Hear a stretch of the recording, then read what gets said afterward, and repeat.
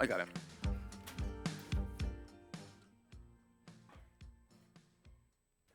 Is Andy ready? Okay.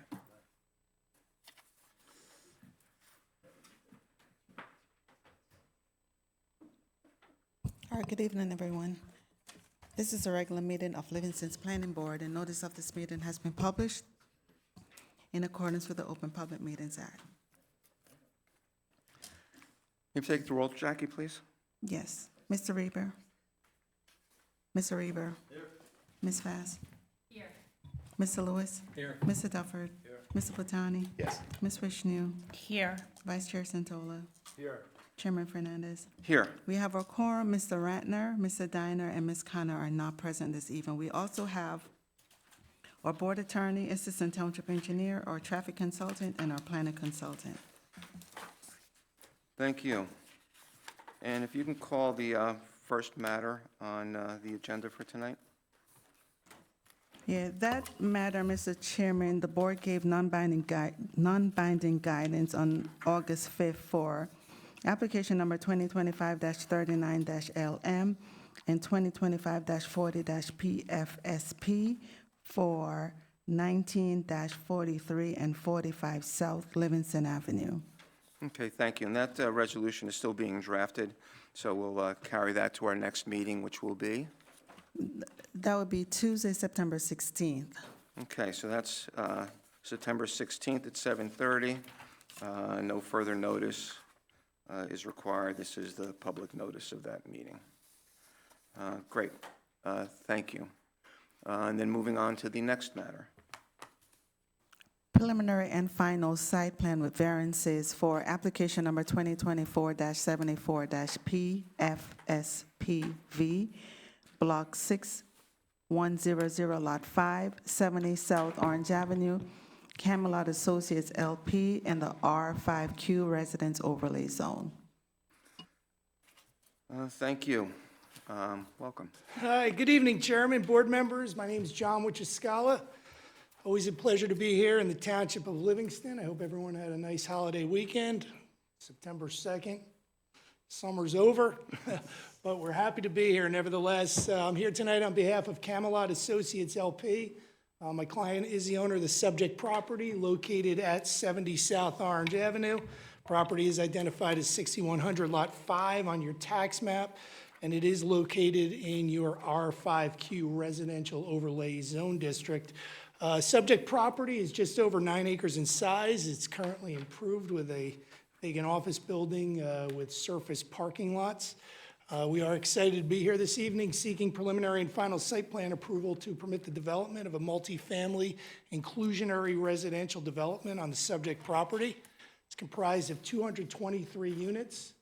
222 of those are rental units, and one of the units is for an on-site superintendent.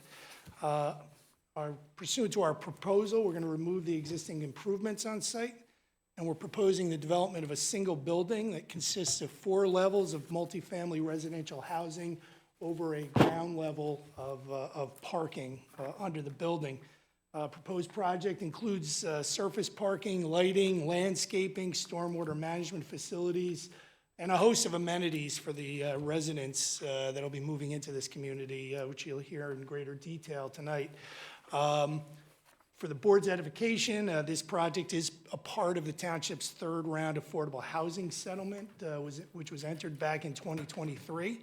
The R5Q Residential Overlay Zone District was created at that time, and in accordance with the provisions of that zone, this is a project that's providing for a 20% affordable housing set-aside of 45 units. So 45 of that total 223 units is proposed for affordable housing, for low and moderate income housing.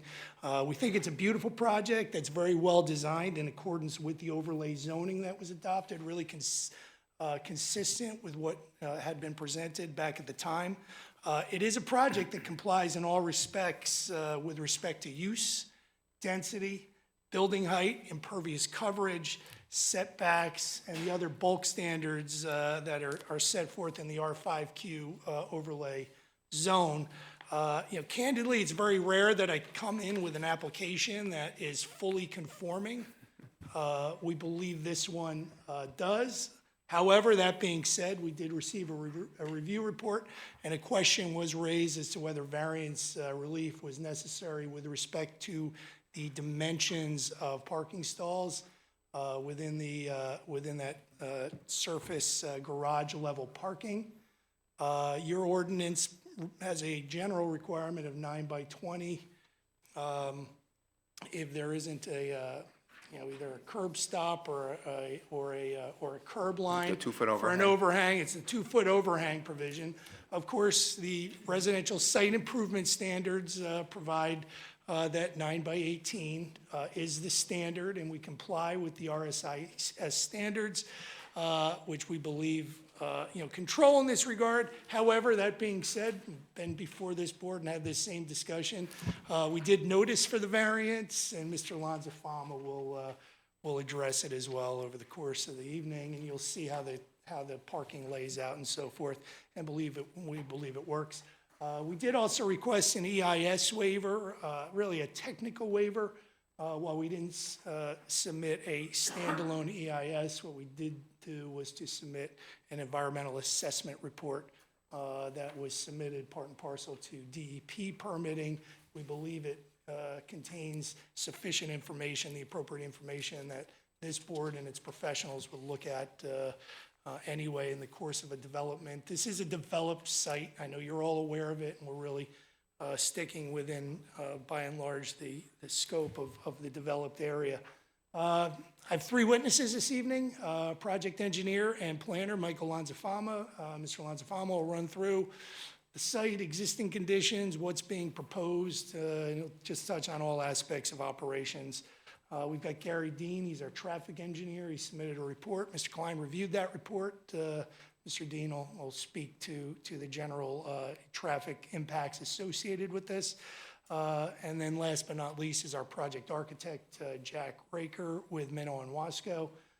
We also have Brian Conway here. Brian is, as you know, Mr. Lanzafama's colleague, and while Mike is going to cover landscaping and lighting, if any questions come up, possible that we call Brian. And we have a host of other representatives of ownership here too, because there's a number of people behind me. So that being said, unless anybody has any questions of me. Are there any members of the public here, or is it just everybody on your team? Okay, then I'll dispense then with the process of how tonight will go. Thank you, Chairman. So you can call your first. At this time, I'd like to call Michael Lanzafama.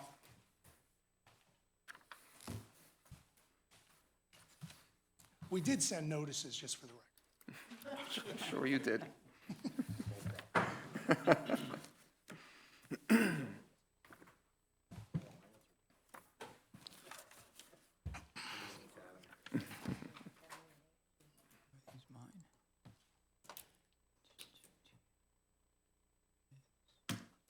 Raise your right hand.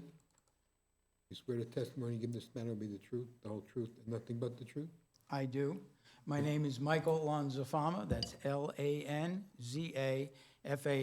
I'm a licensed professional engineer, land surveyor, and planner, licensed in the state of New Jersey. I'm a principal with the firm of Casey & Keller Incorporated, 258 Main Street, Millburn, New Jersey. I've been licensed as a professional engineer and land surveyor since 1984 and as a professional planner since 1985. I've testified before this board on numerous occasions in similar applications. Thank you. You're welcome. Oops. Any questions from members of the board? And in both planning and engineering? Correct. Okay, and Mr. Lanzafama is accepted as an expert by the board in planning and engineering. Thank you very much, Chairman. Mr. Lanzafama, your office prepared the plans that are before the board this evening, correct? Yes, sir, that is correct. I'm just going to turn the floor over to you to provide the board with an overview of the existing site and conditions, and then you can get into the site plan. Okay, so what I've brought up on the computer screen is the current plan set that was submitted to the board for approval. As John pointed out, this is tax lot 5 in block 6100, known as 70 South Orange Avenue, and is located on the south side of South Orange Avenue, approximately 600 feet west of Peachtree Hill Road. Let me see if I can get this up so I get a little more. Just kind of blowing that up a bit. There we go. And Michael, just so I'm clear, we've got color on here. Did we have color on the submitted plan set? I'm coming to that. Okay. This is the plan set that was submitted. This is on the cover sheet. This is just an aerial image of that, of the area. It shows the existing property outlined in green. It shows you the existing structure and surface parking area. As you can see from the aerial exhibit, the areas to the south and west are virtually nothing but swamp and floodplain and wooded area. To the north is Newark Academy. You could see their baseball field and parking areas. And further to the east is office buildings that are looking to be redeveloped shortly as various types of uses, either warehousing or data centers. So you can get a sense of the location of the site. It's not really impacting any adjoining single-family residential zones. It's kind of nestled at the far western edge of the community. The property, as John pointed out, is just over 9 acres in size, and about 4.4 acres of the site are being developed. The remainder of the site is impacted by wetlands and floodplain. Back in 2023, we got a letter of interpretation from the DEP as to the location of the wetlands and establishment of a transition area of 150 feet associated with those wetlands. And the property is also located within the flood hazard area of the Passaic River. The flood elevation in and around this area is at elevation 176. So basically, the building and the area in front of the building, or to the north end of the site, are above the flood hazard elevation.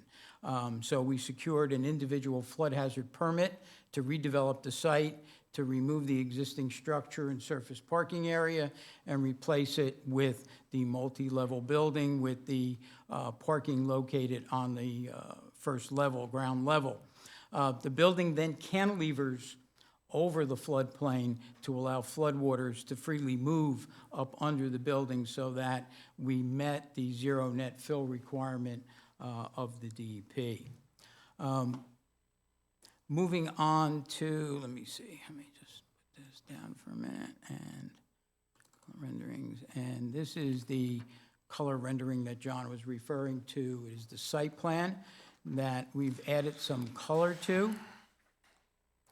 And what this, do we want to mark So, this yeah, we should as mark A1? that as Exhibit A1 with today's date. Yes, and A1 is site plan sheet 5 with some color added to it. And as you can see, we're maintaining the existing driveway entrance into the site. As you know, back in 2016, or maybe you don't know, in 2016, a traffic light was installed along South Orange Avenue at that location, which obviously helps tremendously in having vehicular traffic enter and exit this site. We come in off that same driveway. There's surface parking along the north side of the building. We've created a traffic circle at the main entrance to the building so that there can be, people could be dropped off, deliveries could be made, Uber pickups, deliveries of food and what have you, Amazon deliveries, all can be made along this little loop that we have. The driveway width of that is 24 feet wide, so it provides for enough room for a vehicular movement around a vehicle that might be parked at the main entrance. This is the entry lobby. There are a number of elements to the building in the way of storage. Trash pickup, for example, is totally located within the building. There's a trash room located at the southeast corner, as well as up on the western side of the building. As you come across the front of the building and loop around the eastern side of the building, there's access to a loading area, which is at the southeast corner. This provides for easy trash pickup. It also provides for the ability to have easy move-ins and move-outs. If you can see, let me just blow this up a bit. As you look at that corner of the building, you can see that there's actually 2 elevators located in this area. We have a little move-in lobby where vehicular traffic could come in, trucks could pull in, back into position. They can offload the trucks, bring it right into an elevator, take it directly to the apartments for move-in, and the same thing for move-out. We also have another elevator located in there for tenant use. People who are at that far end of the building or the garage can easily use that elevator. There's a total of 6 elevators spread out through the building. There's 2 in the main lobby. There's another one on the eastern side near some handicap parking. And then there's one in the far southwest corner of the building. So the parking field, there's approximately 352 spaces located in this garage, can easily access any one of these elevators to get up into their apartment. And Mr. Lanzafama, just before you get off it, move-ins, move-outs, they're all coordinated through management, correct? So That is It's not a correct. free-for-all. I think people, the tenants That's are not correct. randomly moving in. Yeah, they have to make arrangements, they have to schedule an appointment and a time to move in and move out. So that's clearly Thank you. well controlled by the management.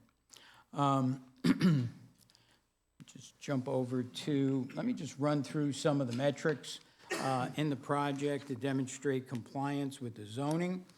Actually, I could do that. Let me see if I can get over to here.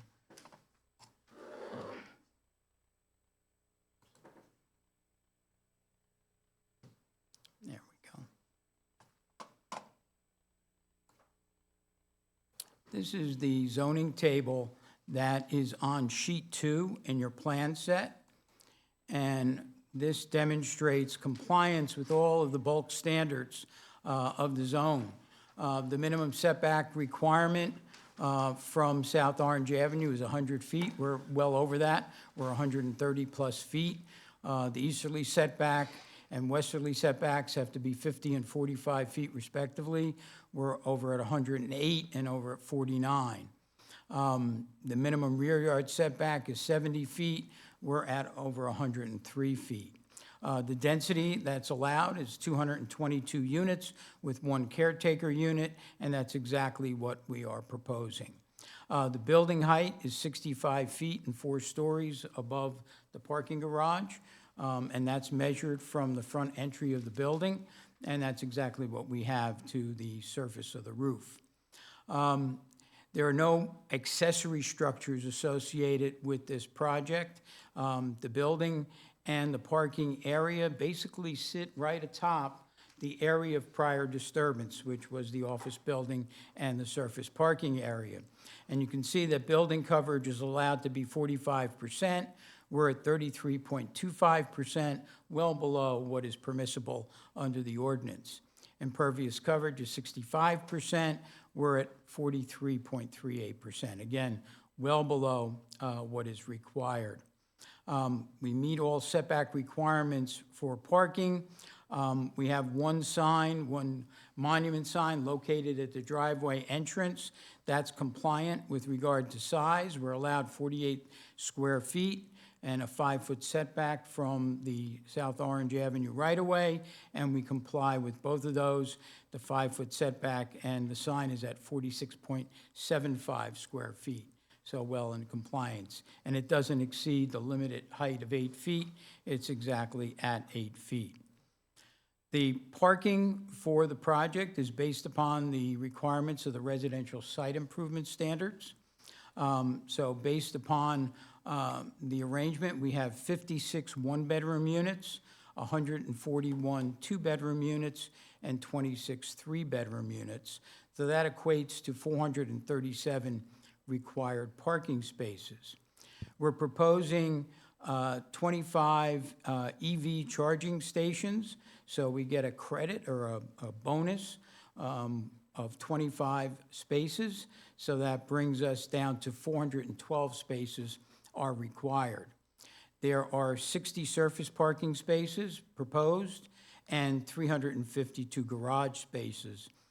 So that brings us to the total of 412. So you can see we're compliant with regard to the number of parking spaces. The one issue that John brought up with regard to the size of the parking stalls, your ordinance requires 9 by 20 parking spaces. Unless you could have a vehicle overhang, they're allowed to be 9 by 18. As you can see, our head-to-head spaces as well as our perimeter spaces are 9 by 18. Excuse me. And this is consistent with the residential site improvement standards. Obviously, the benefit of doing this is you can fit more parking spaces in the same area of the building and then still provide for adequate aisle width of 24 feet. So in my mind, if a variance is required, it's clearly a C2 variance that could be granted under the criteria that the benefits outweigh the detriments, that to get the same number of parking spaces in less impervious coverage is certainly a benefit to the project and to the community overall. There are a number of access points around the building. Garage entry occurs on the eastern side of the building at 2 locations. One on about halfway down the side of the building, and the second location is at the southeast corner near the loading area. We also, after several discussions with the track and with the fire department, we added another emergency access point, and we grouped all of the EV charging stations for passenger vehicles in the northwest corner of the building. And what we did is we provided an emergency roll-up door so that if for some reason one of these vehicles should be engaged in a fire, the fire department can gain quick and easy access on the west side of the building and be able to handle whatever emergency was necessary. Just to the west of that, we have our transformer location. We have an emergency generator that we're still in the process of determining the final design of that. We're working with our mechanical engineers, but the goal is to obviously control all of the doors, access to the garage, emergency lighting, things of that sort. And whether or not one or more elevators gets put on that, we're still working through that. There's sufficient area within that pad area as laid out if the generator was required to be upsized? Yes, sir. Yeah, that's more than adequate. I don't have the exact dimensions of what's shown there, but that's approximately 4 by 8. And we can certainly make that a little bit bigger. There's plenty of room in and around that area to get the generator in there. And that would be natural gas powered? Yes, sir. Thank you. Yeah. To handle stormwater management and the new DEP regulations, we have a large bio-retention basin along South Orange Avenue on the north side of the building. And on the southeast side, we have a secondary basin. This is basin number 1 at the southeast corner. Basin number 2 is along South Orange Avenue.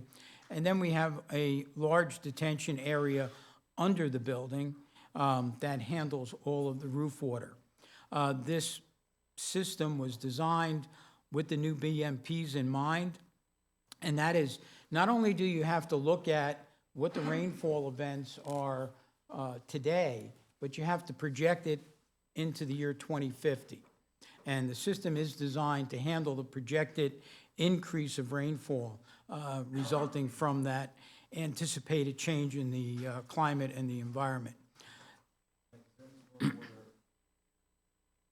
No. Currently, the site just sheets off into the Passaic River at the rear. So not only are you getting attenuation in the quantity of runoff, but you're also getting purification of the water, because the bioretention basins will purify the surface water, and you're changing much of the surface parking area that exists now into rooftop rainfall, which is already considered clean by the DEP.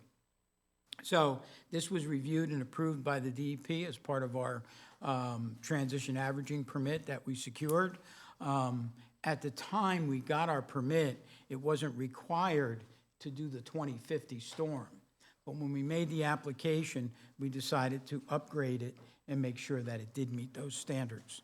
So the systems will handle that and will be a positive both water quantity-wise as well as water quality-wise, a vast improvement over what exists currently. The moving on to lighting and landscaping. This next exhibit is a colorized version of the landscape plan, and this was prepared in our office under Mr. Conway's oversight. This is sheet number 9 in your plan set. It's the exact same drawing.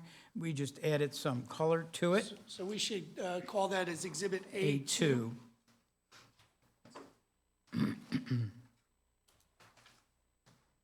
We've And- submitted these exhibits in advance, but we'll resubmit them with the actual exhibit markings on as well, so you have them, Jackie.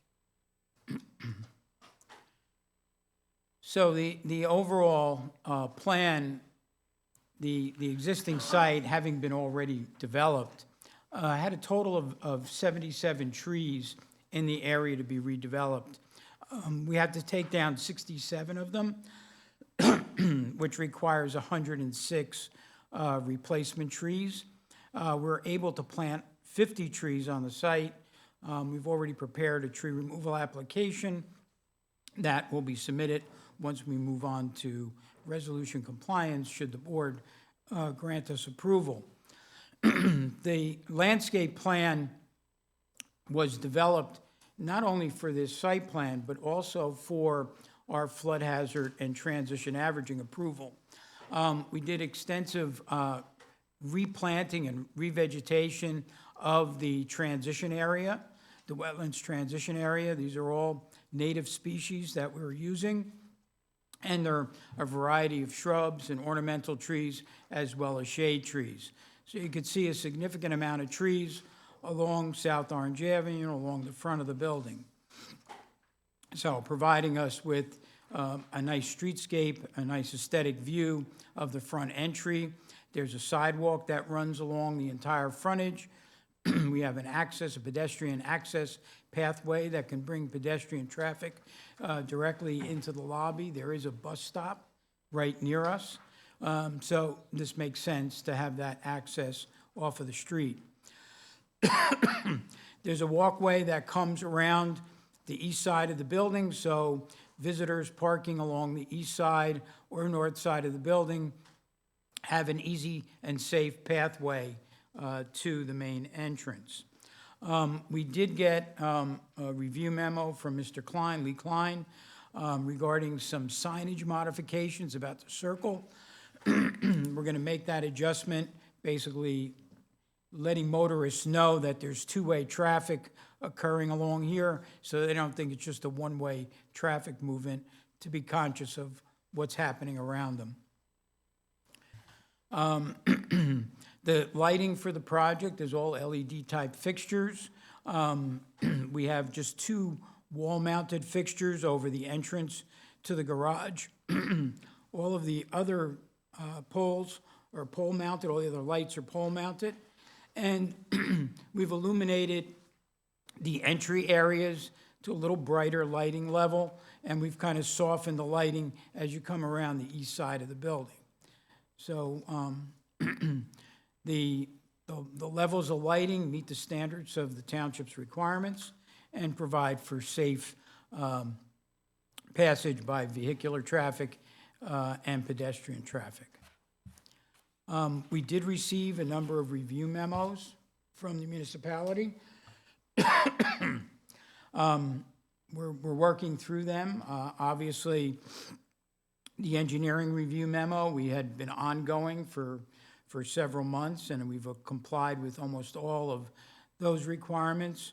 We're cooperating with Mr. Klein. I'm losing my voice, I don't know why.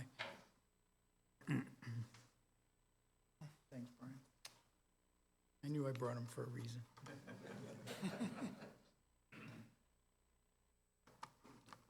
Thank you. And we just received this evening a review memo from the Water and Sewer Department. It's a lot to digest. We're going to be reviewing it, and we'll work with Nathan and Mont McDonald and your engineering department. And I'm sure we can sort it out and figure out the best approach for the community as well as for this development. And we're also in constant communication with Newark Academy because they utilize our pump station as well as the force main that we utilize. So we're in communication with them, and we'll coordinate with them as well. That's really all I have, so. Did I miss somebody? Did I miss a review memo? I don't think I did. No, I think you touched on Mont McDonald. Well, that's all part of the, Part and of parcel. Nathan's last memo. Yeah, I have nothing further.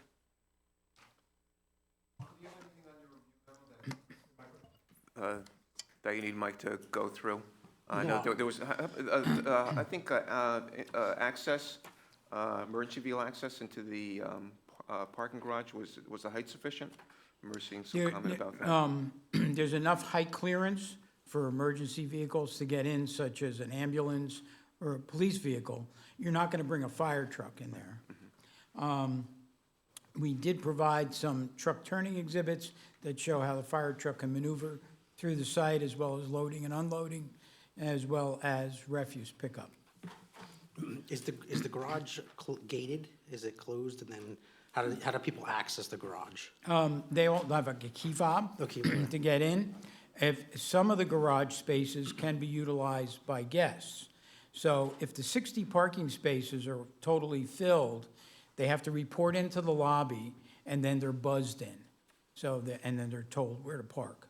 So that's how that's controlled. And it's not assigned parking, it's just, It's not, well, and we haven't determined that entirely. We most likely are going to assign at least one spot to each apartment, and then the rest will be, not a free-for-all, but what's the word I'm looking for? Unassigned. First come, first served. Non-assigned. yes.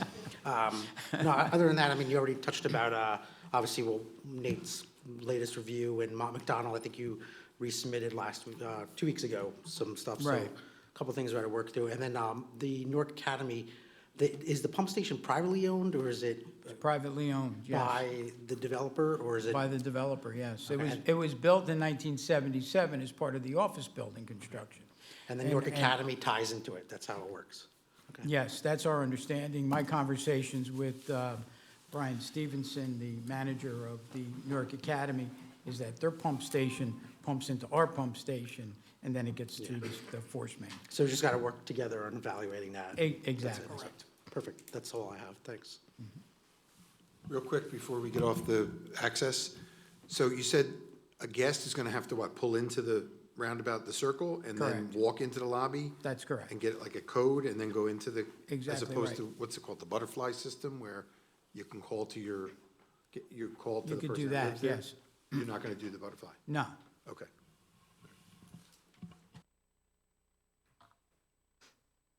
We want everybody to report to the lobby. We want management to control who goes in and out of the building. And you said drop-offs for, Amazon, Uber, all those, that takes place in the circle? Yeah, that can all take place in the circle. The circle's 24 feet curb to curb, so a vehicle could pull up and still another car come past it easily. They could also park in a spot and walk up to. That's the other thing. So it's Sunday afternoon, and the spots are full, how do you get a code to get in? You go to the lobby. We'll have an on-site manager. 24/7? 24/7, yeah. Could be living there. And Will then, if I may? Or if there was another Yeah, one. please. Just with the secondary access, the emergency access where the EV chargers are coming, Yes. is there enough space, for example, for a fire truck? If it had to come down that lane, could cars still leave the site? Yeah, well, this is 24 feet. They're not. Yeah, they won't come in, but- You're right. We spoke to Chief Mullen. He said he would never bring the truck, the fire apparatus, into the building. We have a fire hydrant proposed right in the island that I'm pointing to here. So he'll be able to pull up, connect up, and then he'll be able to access that area quickly. And if he has to, he could pull the car out. That was one of the thoughts he had. He might want to actually pull the vehicle out, and he thought he could do that through that door. Would other vehicles still be able to leave the site? Yes. If Yeah, there was a fire that's why truck? this works so well, is vehicles will still be able to utilize the exit driveway, because the fire apparatus will be engaged here, the door here, and they'll be able to pull out and work in this area. Okay, So that leaves that exit driveway open. okay. And where does the trash and recycling get picked up from? It gets picked up from the loading area on the southeast corner of the building. And there's a trash room So just right at back that into there? location. The truck will pull in here and they'll wheel it out, or they'll wheel it out, they'll wheel it out through here. They can come out either way. There's a door right here on the trash room, so the garbage truck can back into position, they can wheel it out, load it up, and take off. And then there's another trash room on the far end of the building, so periodically the staff will bring that refuse from there down to this room for eventual pickup. There's also recycling in that area, and there's chutes on each floor. There'll be trash rooms on each floor. They'll drop it down into the chutes. Any pedestrian access to the building? Say again? The pedestrian access, do we have a walkway at the side of South Orange Avenue? Yeah, we have a pedestrian access door. This is the east side of the building. So if someone is parking here and they decide they want to come in, they could come in through here, and they could walk over to the lobby entrance here. If they're a tenant, they have access to the elevator, they have their passcode. And then along the front portion of the building, there's an access door midway by the pet spa and the bike storage. So if somebody wants to take out their bike, they can do that here. We have the main entrance to the lobby at this location. So that's great, that's within the site. You mentioned bike and pedestrian, how about outside? So is there a walkway parallel to Yes. South You'll Orange be, Avenue? you'll be able to come across this sidewalk, at this crosswalk, go over a little bridge that kind of hovers over the biodetention basin, Correct. out into the sidewalk along South Orange Avenue. Got it, thanks. Are there sidewalks along the front? of Yes, the, the existing. They go the full length of the front? They of the do, building? they do. Where are they on the plans? Because it looked like. This shaded area you see here on Exhibit A1 shows and that's actually an existing sidewalk. It falls a little bit short by the pump station. On the other side. On the other side, On the, it that would be on stops, the it eastern just had, side. they had a On the eastern pedestrian. Along South Orange Avenue. Yeah, that's where I am. This is along South Orange Avenue. So this falls a little short of the property line. Property line's here. So this was put in when the traffic light was put in. Is someone able to walk off of the property without going into the street? Yes. Where would they, if the Well, they sidewalk ends, come- where do they get to the next area of sidewalk? Oh, you mean once they go to the end of the property? Yeah, No, there's because no, there's it no looks other like it- sidewalks. It looks like it falls short before the property line. If it needs to be extended to the property line, I'm sure that's not going to be an issue. One of the reasons for asking that question is in these types of, complexes, we have folks coming from outside, taking up mass transit or public transit, Well, this and is, trying this to is, cross, which is like a busy road of South Orange Sure. Avenue. If they're dropped off on the one side, how do you cross and stuff like that? So that creates safety issues, which is why I'm asking Well, all this. from my understanding, there's a crosswalk that exists at the traffic light. There's currently a crosswalk at the traffic light, so should somebody come from the Newark Academy side of South Orange Avenue, they can cross at the crosswalk at the traffic light and walk across into the entrance to the property. Great, thank you. There's also this little rectangular area here is the bus stop. So, Actually, that was just going with my question. So sidewalk does go to the bus stop? say that again? The sidewalk does go to the Oh, bus? yes. Okay, fine, great.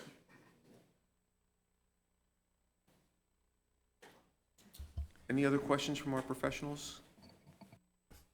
I had a question. I don't know if it's necessarily for you, Mike, or for Mr. Wichiscala.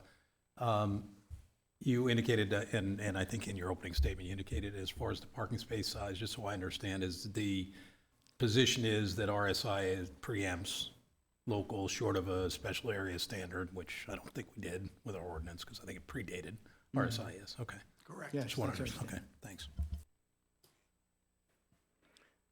Any other questions from the board? Seeing none, thank you. You're welcome. Next up, Gary Dean, our traffic engineer.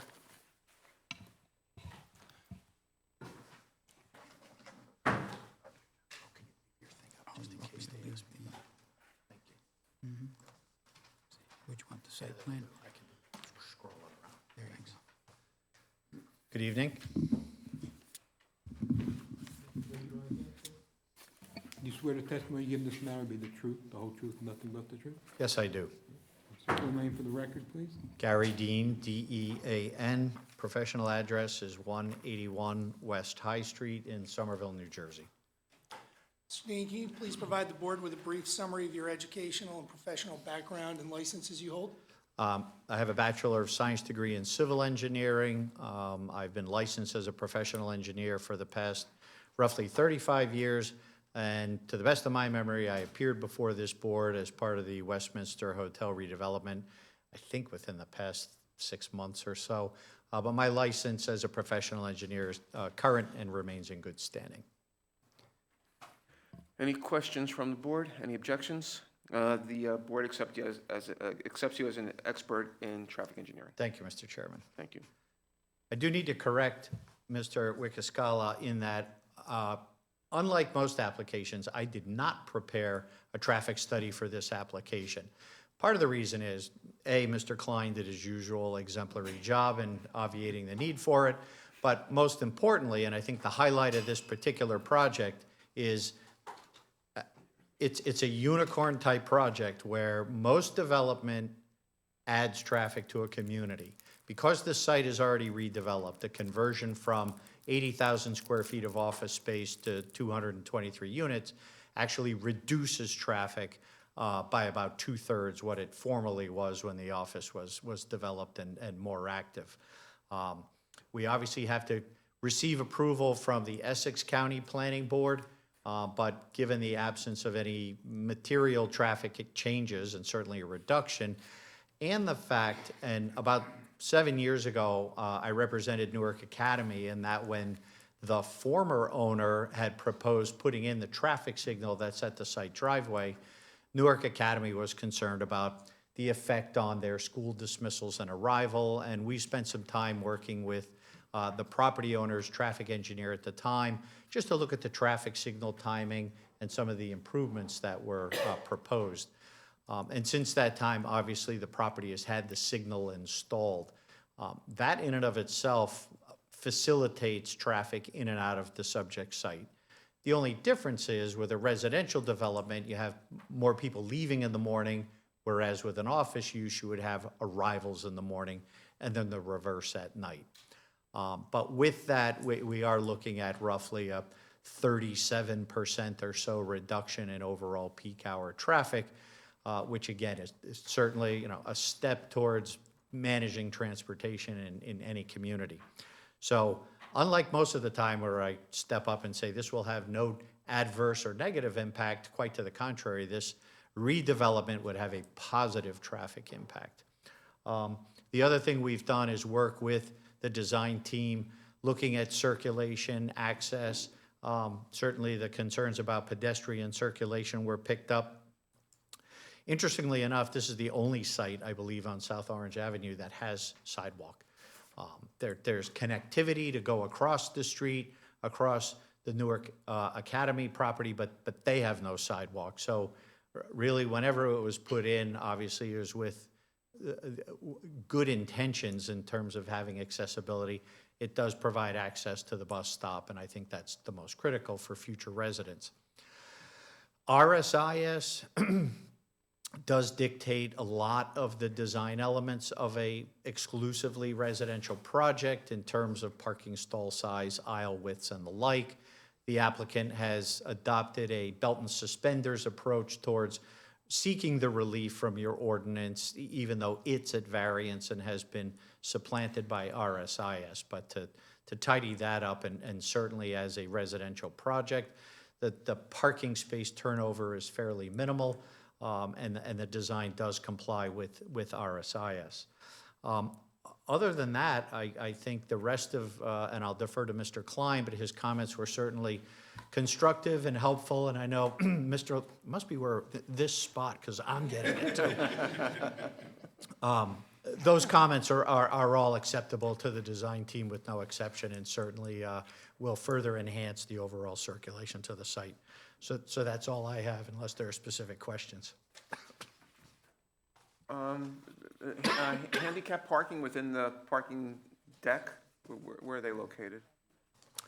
That's really a better question for Mike, but we do have, and I'm showing you close to the lobby on the west side of the main lobby entrance is to the lower left of what I'm displaying. And you can see just the very western outline of the circle. You'll see a number of handicapped accessible spaces on the exterior. And then Mike, I'm doing my best. Here they are. There's a few more on the inside, closest to the elevator bank, that are van accessible and that also comply with the now requirement for, I'll say, handicapped accessible EV spaces. And then there are a few more on the far, I'll call it northeastern side of the garage structure, again, flanking the elevator. Those, much like the EV spaces, are all dictated by code, but we believe that they provide the intent of accessibility as close to elevators and entrances as possible. What are the total number of handicap spaces? Now I'm being tested. I honestly don't remember. They're dictated by code, so whatever the building code and construction department requires. I don't know if any, do we know that number? Maybe we have another witness that can answer that. How many, Mike? 8? No, we have well more than that. Inside, 13, maybe 8 inside. Yeah, I'm looking now, let's see if I can find it. 6 outside, 7 inside? I show 6 and 7. Yeah, it looks like 13 spaces. I think, Lee, was that in your? 14, thank you, I stand corrected. Lee, was that in your memo? I think you called that out. Oh, they said they were gonna add one more. Okay. So my original comment was. Yes, I see that. Between 401 and between 401 and 500, you need 9. You're proposing 13, 6 outside and 7 inside. And then I have another comment later on that you said you would add another one. Correct. So then you've got 8, yeah, exactly, now 8 in the garage, correct. So 8 So 8 and inside 6 that is are 14. covered, 6 exterior. And well in excess of the minimum required. Lee, do you have any other questions or comments? Lee? No, okay. Any questions or comments from other professionals or from the board? Seeing none, thank you. Thank you for your time.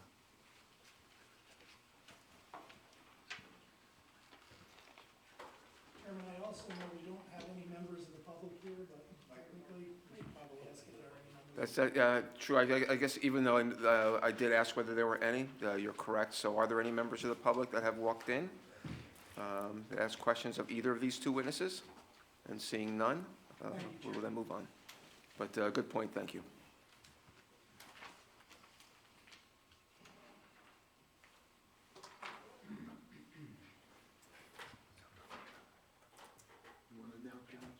Yes, Jack Raker. Thank you, Mr. Blair. You want to raise your right hand, sir? You swear the testimony given in this matter will be the truth, the whole truth, nothing but the truth? I do. Okay, please give us your full name, spell your last name. My name is Jack Raker, R-A-K-E-R. Mr. Raker, can you please provide the board with an overview of your educational and professional background and licenses you hold? Sure, I have a Bachelor of Arts in Architecture from New Jersey Institute of Technology. I'm a licensed architect in the state of New Jersey. I have been practicing in this realm of architecture for the past 25 years.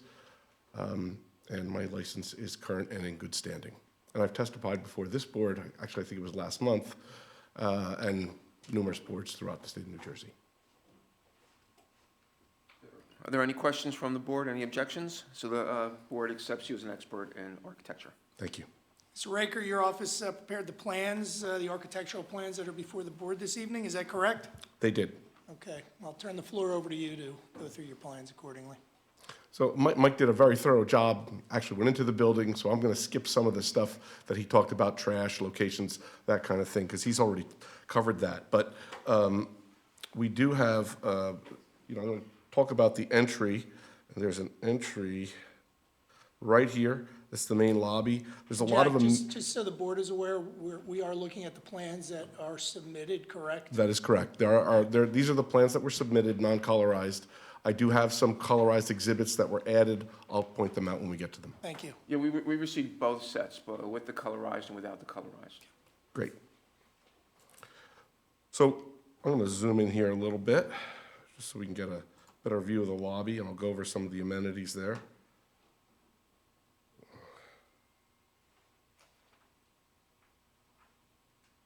It's very touchy.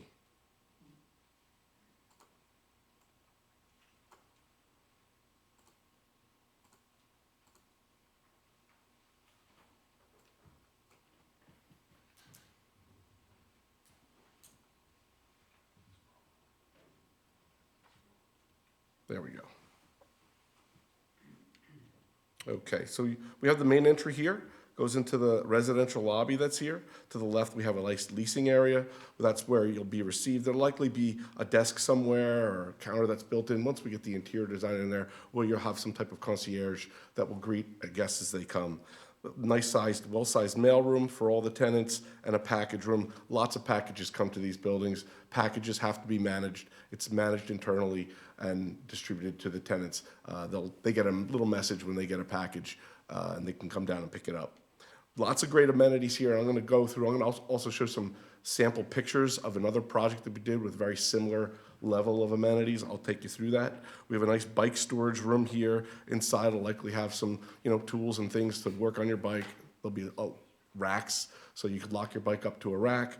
A nice pet spa here that has direct access to the exterior, so your bikes are easily accessed, easily brought out to the outside, and pets are easily brought in and washed and taken up to your. We also have a sports simulator at this level where I'll show you an example of that. It's not just like a golf simulator. There's other sports you can do with it as well. So they're very popular amenities. Go to the next page. Again, I'm not going to touch the access. The mic sort of hit everything. 352 spaces in the garage. And we did add that fire access that was requested by the fire official.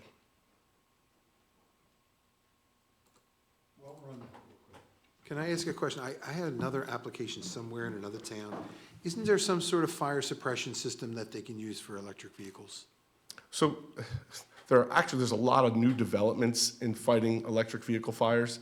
I see a lot of stuff online. I don't know that any have really caught yet and have become the more dominant one, but I've seen one that, you throw it under the car and it actually takes a bullet, shoots it into the battery, and then sprays water into it. So there's a lot of crazy stuff that they're inventing out there to fight these fires. I think I saw something where it was just a heavy blanket that Oh, yeah, and falls then, onto, right? I've seen that one too, a nice okay. big heavy blanket that they use, and it just smothers it. Yeah, there's a lot of things out there. I don't know that one is caught on more than on. Right, could something be retrofitted at a later date, some of this stuff? Sure, I mean, this garage is fully sprinklered, by the way. Not that Yeah, would but- help right, but water, the I type of don't- fire. Yeah. But yeah, there's any number of items that they use. Will the bike storage have charging for e-bikes? You know, that, we haven't discussed that. Likely there will be something like that. There's probably a lot of e-bikes that are becoming more and more popular. I think it's really just in the past year, they've just exploded. I see so many of them on the road. But it can be provided. Are there other if precautions needed. that you have to take as a result of that if you're going to have e-bikes? I can tell you that this entire level that we're talking about is type 1A construction. It's non-combustible construction. So we have a 3-hour deck that's between this level and the frame level above. Go to the next page.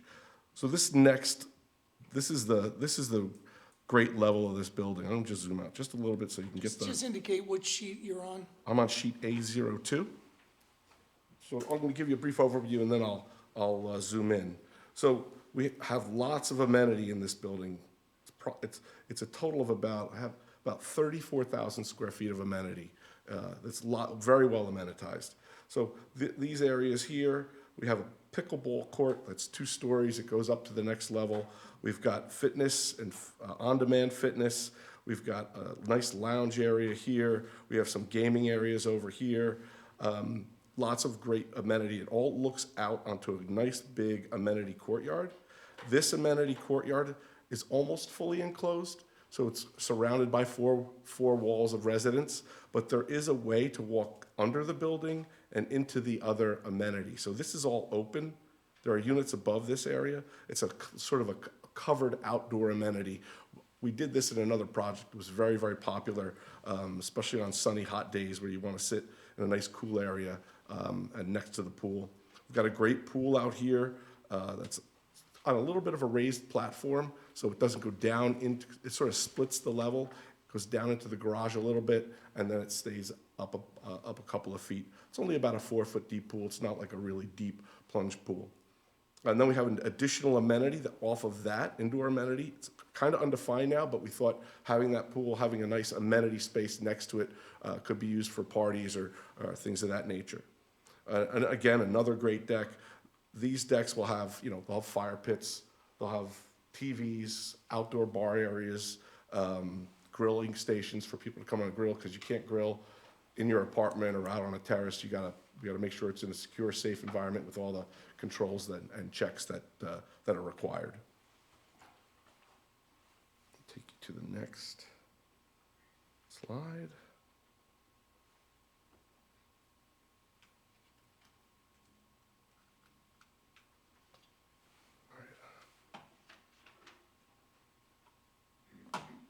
There we go.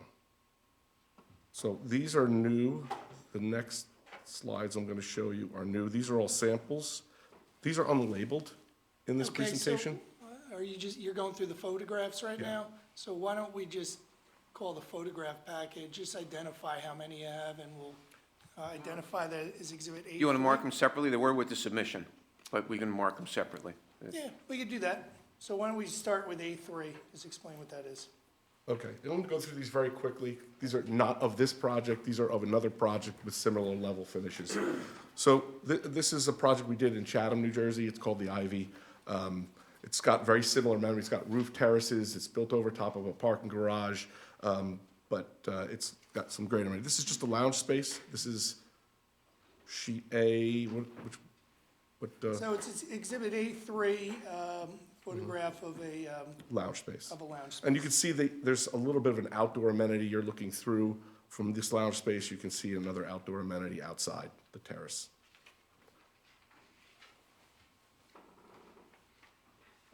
Keeps going backwards.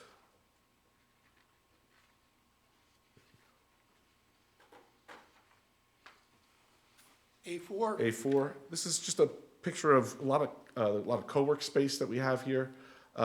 People, they like to lounge. They work from home. They don't want to go into the office. There's a space in the building. They can get some work done privately, make a phone call, do a meeting, and then jump back out into the community space. A5 is fitness. This is another great fitness area. Lots of on-demand stuff. You can see the TV screens. They can actually set up classes. The TV is actually the class. It's sort of on demand, and a lot of great equipment for everybody to use, well-sized for this size building. And as I was talking before, a sports simulator. So we have 2 shown in our plans. These are becoming more and more popular because it's not just golf.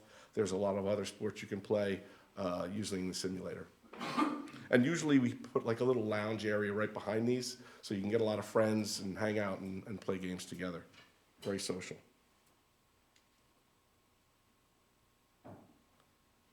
Where are we on? A7? This is just a picture of a pet spot. It's a great little area, place for your leash. Put your pet on a sink, wash them right at your level. You don't have to bend down in your tub or anything like that. It's very convenient. Very popular amenity.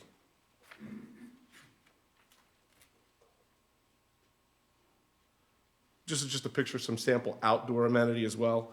Lots of dining areas, grilling areas. It's A8. A9, you can see some little fire pits, lots of lounge seating. A10, similar shot, lots of lounge seating and grilling areas. A11, this is a sample of, an outdoor screen or movie area. You can do like a movie night. Then another sort of bar area, A12, showing additional seating. A great place to have a party, a nice countertop. You could get some catered event and have a nice party here. Okay. Is there a place to reserve these spaces? Everything's managed. If you do want to throw a party and you want to reserve a space, it's done through management. Yeah, you just reserve a time. I know that the sports simulators are almost always booked in almost all these projects. They're very popular amenities. So this is the next level up. You can sort of see that this is a fully enclosed courtyard right here. This is fully enclosed. And then this one's open to the back where the pool is, so you get views toward all the greenery in the back. There's an open area so that we get some 2-story space below over the lounge, and then the pickleball courts, we get some 2-story space. The height is required for the pickleball. What kind of noise suppression do you have around the pickleball court? It will require some sound attenuation, definitely some sound attenuation. We do a lot of the fitness centers really generate a lot of noise as well. So we have to do a similar thing there. So this is just a typical, all the units are here, but at the top floor, we get some additional terrace space. So there's some outdoor terrace space that happens at the upper levels. Gets a better view out to the back. So we have a significant amount of terrace space here for warm weather and even the fringe seasons. We can get some, in those sort of covered areas, we can get some of those French fry heaters and extend the season in some of those areas. Now, for the roof plan, I'm showing just a typical layout. We have lots of condensing units. All the units have their own system, so the condensing units are up on the roof. They go down and connect to each unit. We do have an additional amenity up here, although we're still researching whether it's possible. We can't bring an elevator up to this level, but if this is just duplicate amenity of what's on other levels, we believe that we're allowed to do that without elevator access. But we're going to confirm that. What is that? It's just another amenity level on the roof. It's, Anything in particular, or it's just? it would be a deck with something I just showed you pictures of, maybe a small fire pit or TV area, seating. We just think that the views are possible and are much better if we can get it where we're going to do it. So next, this is sheet A20. I don't know what's the exhibit. So we'll call it Number, Exhibit A13. Exhibit A13. So this is a view from South Orange Avenue, looking at the building. We have lots of great materials here: brick, cast stone. We have metal panel, and around other areas we have some hardy, cementitious siding, all high quality, durable materials. We feel it's got a great look for the area. And, you can see the garage below. We treat the fenestration in the garage just like we treat the rest of the building, so you're not seeing some, garage that's obviously a garage. We try to activate it with as much spaces, and we keep the same fenestration, so it looks really nice. This is sheet A21, exhibit A14. Yes. It's another shot from South Orange Avenue, just looking from the opposite direction, so you get a better idea of the massing. We do some steps at the top of the building, sort of break the mass down. We think that the building has a great rhythm. Your eye is never stuck on one large mass. It's always drawn over different interesting elements throughout the building. This is just a blow up and a zoom in on the entry. We think it's going to have a great feel, a really elegant feel as you drive up to the building. And you can see here, the signage, the only signage that we have on the building, it's right about in this area. So that's Right over the main exhibit entry. A15, and it's Sheet sheet A22. A22. Okay. A14 was sheet A21 colored, A15 is sheet A22 colored. And then the last exhibit is simply a material board showing the different types of materials that we have in the building. Obviously the brick, the cast stone, metal panel. They have storefront, it's all the amenity areas, grills at the garage level, but decorative grills, they're not gonna be just a, grill or a really nice decoration to them. They'll look like the fenestration that is on the building. Glass railings, we don't wanna impede any of the nice views, so we'll have some glass railings at the back of the project on the amenity area. The slide immediately before that. Back up one. The two upper corners there, are those just like patios associated with a unit? Correct, that's all they are, yep. The upper unit, we thought help just pulling that space out, helps break down the building rather than have those hard corners at the entry. The building height was 65 feet. Is there any screening above that? So, let me go back to the roof plan. The parapet walls do extend up a little bit, so you can't see any of this equipment that's up on the roof. There's no way to see it. We keep it at the center as well. If you see, all of our condensing units are over the hallways. And we do that for sound, for one, and also for visibility. You don't put the condensing unit at the edge of the building, so it's visible. So how much higher does the screening go above the 65 feet? The parapet walls vary, so they're gonna vary between 1 foot and 4.5 feet. Okay. But You turn that into an amenity level, will the condensers moved?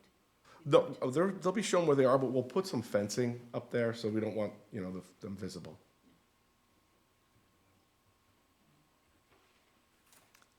You had mentioned the dog spa, which is great. Is there a dog run on site? A dog run? It's not planned now, no, that we don't have a dog run shown on site. Okay. And then, John, this might be a question for you. With respect to the EV bikes, would the applicant be open to making a lease restriction that the bikes can't be charged in the residential units? That they have to be charged in the bike storage? Assume we have that anyway, correct? Okay. There's always a question when it comes to these 1 or 2 bedrooms with a den. Like, the dens have, is there a door, right? That's what we had just most recently. We're talking about the glass doors, so you're making it into another bedroom type of fear. So what is the den? We have I did this test, I talked with this This board was last at the month. track, or do you- We would do like a glass door. We would put doors on, because, the den may be used for someone working while someone else is sleeping. You want to mitigate some of the sound, or somebody's watching TV. So we'd like to get glass doors on there. It's not used as a bedroom. A lot of this is managed through the lease, what you can use it as. And they do inspections periodically so that, people aren't getting over on management. So the plan is to have a condition in the lease, to not use these dens as bedrooms? Yes. Correct. Yeah, No stacking. Larry, you said it conforms with the ordinance. What is that? Is that specific to this project, or is there a den definition? My question was, does this comply with the ordinance? Should have my mic on.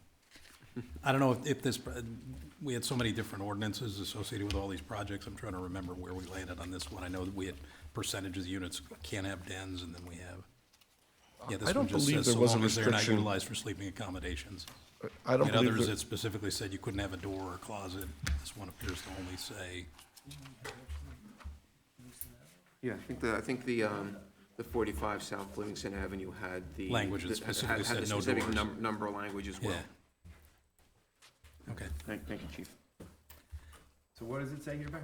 This one just says, which may include dens and lofts so long as they are not utilized for sleeping accommodations. That's all it says. Whereas the other ordinance talked about no doors, no closets. Well, we can do that as a condition. That's just a glass door, usually what we. None of the dens have closets, right? Yeah, but those- No, you know, I'd have to look through, but I'm pretty sure we didn't put closets in any of them. So we could make it just a condition of just, not, just glass doors, no closets. We did that with somebody else. Yeah.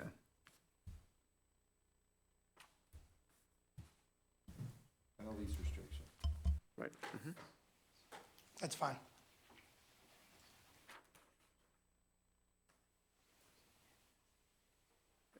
Any of our professionals have any other questions? Members of the board, questions?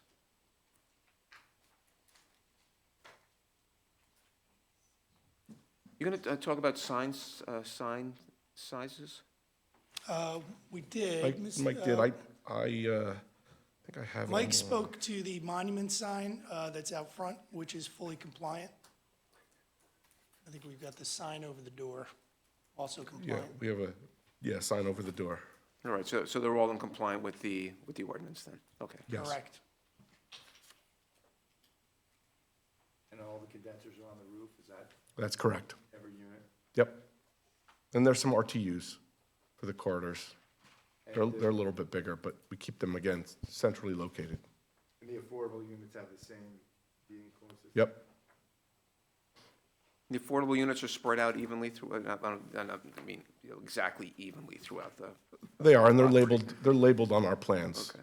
I went through it. They were spread around. Yep.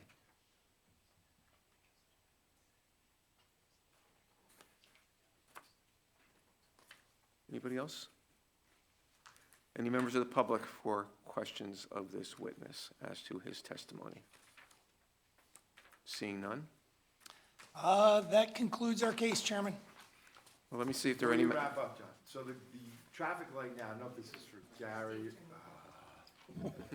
Sorry, the traffic light out front now is obviously geared towards the office timeline. So how's it gonna work? Is it gonna be sensed when somebody's I mean, you could have times in an apartment building of this size for 3 hours, nobody goes in or out. The light probably shouldn't be turning at all. It doesn't. It's an actuated signal. So it only responds to demand. Okay, excellent. And Even that now? will continue. Yeah, that was the way it was designed.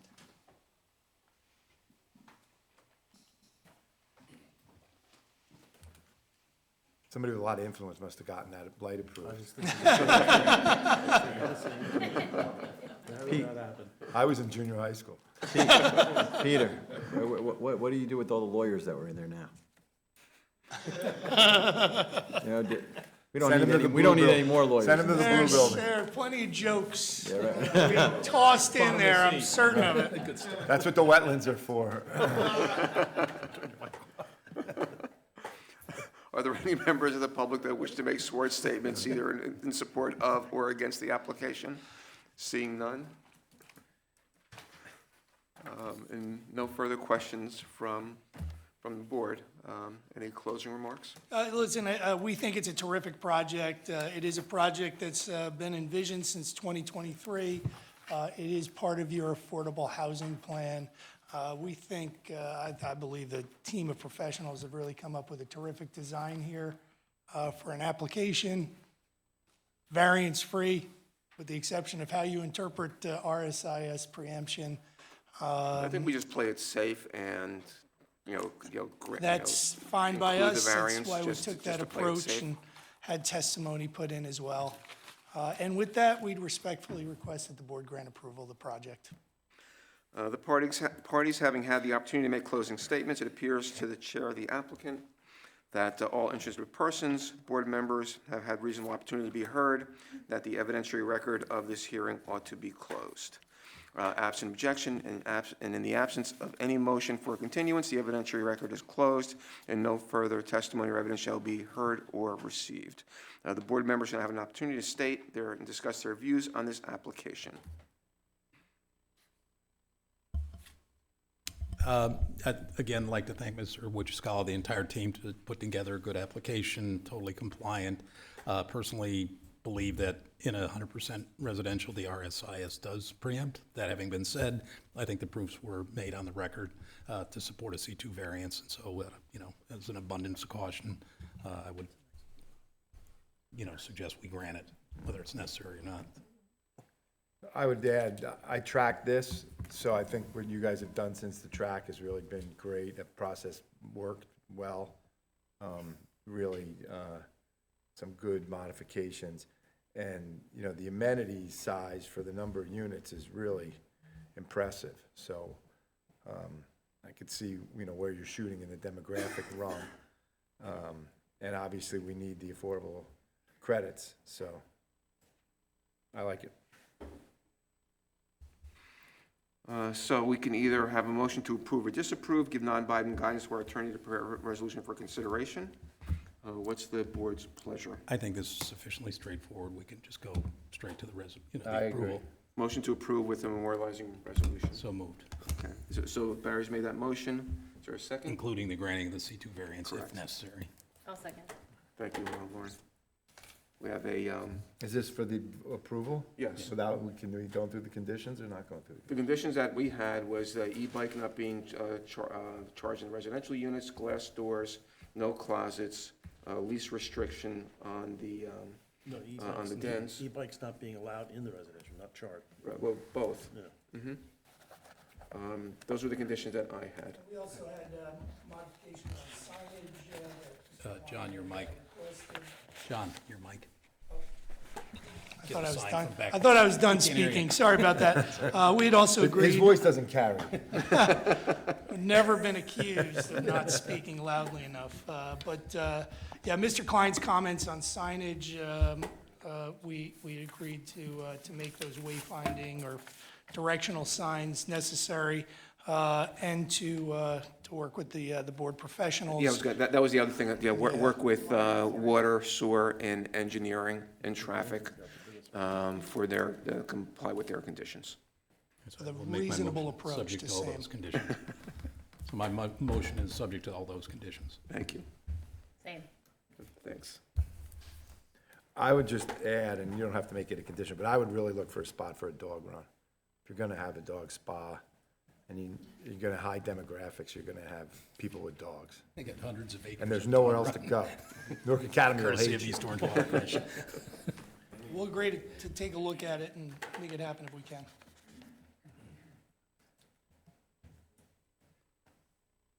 And any other condition we may have missed once we see the transcript. So we have a motion and a second. Thank you. Mr. Chairman, alternate member Wishnu will be voting in place of absent member Diner. Thank you. Mr. Lewis? Yes. Ms. Foss? Yes.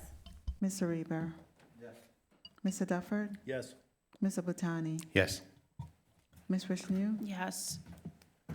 Vice Chair Santola? Yes. Chairman Fernandez? Yes, Thank you. Motion carries. thank you. And, Thank you very much, everyone. Appreciate With it. that, we are adjourned. It's gonna be high end. But I think almost all the stuff.